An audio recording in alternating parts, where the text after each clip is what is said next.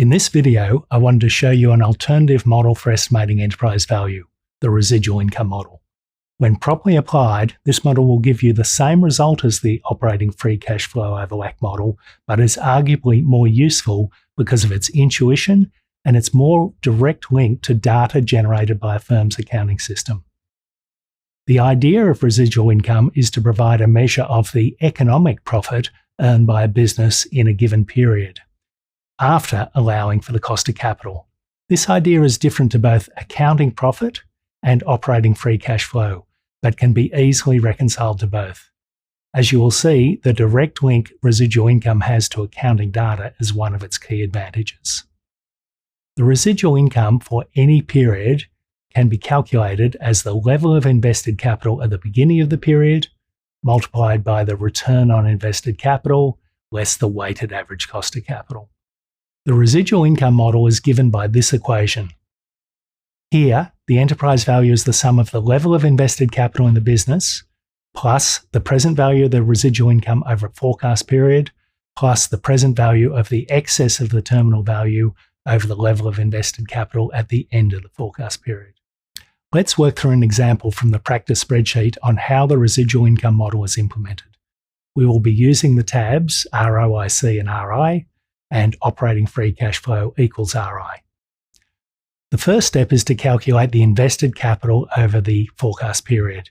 This comes directly from your balance sheet and can be estimated either from the sources of capital, i.e. net interest-bearing debt plus shareholders' equity, or the uses of capital, i.e. the investment in net operating assets. The second step is to calculate the return on invested capital over the forecast period. This is the after-tax operating profit generated on the opening balance of invested capital. The ROIC is expressed as a percentage and is given by NOPAT divided by the opening balance of invested capital. The third step is to calculate the annual residual income over the forecast period. This is the opening balance of invested capital multiplied by return on invested capital less WACC. The fourth step is to allow for the excess of the terminal value over the closing balance of invested capital at the end of the forecast period. And the fifth step is to calculate the enterprise value from all of the above inputs. The enterprise value will be given by the opening invested capital plus the sum of the present values of the residual incomes over the forecast period plus the present value of the excess of the terminal value over the closing balance of invested capital. When consistently applied, the residual income approach will give us the same value as the operating free cash flow over WACC model, as shown in the practice spreadsheet example. Its use brings with it a number of key advantages. Firstly, it enhances model integrity by providing a cross-check against the operating free cash flow over WACC model and the accounting relationships.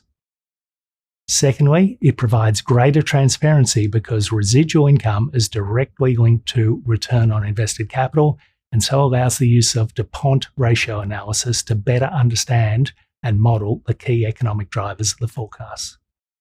And thirdly, it allows value-based performance targets to be set using metrics from the firm's normal accounting system. So let's summarize the key ideas coming out of today. We have built on the traditional operating free cash flow over WACC model of enterprise value and introduced the residual income model. If consistently applied, both models will result in the same enterprise value. There are a number of advantages in terms of insights into the business that the residual income model offers, and so it is often used as a supplement to the traditional operating free cash flow over WACC model.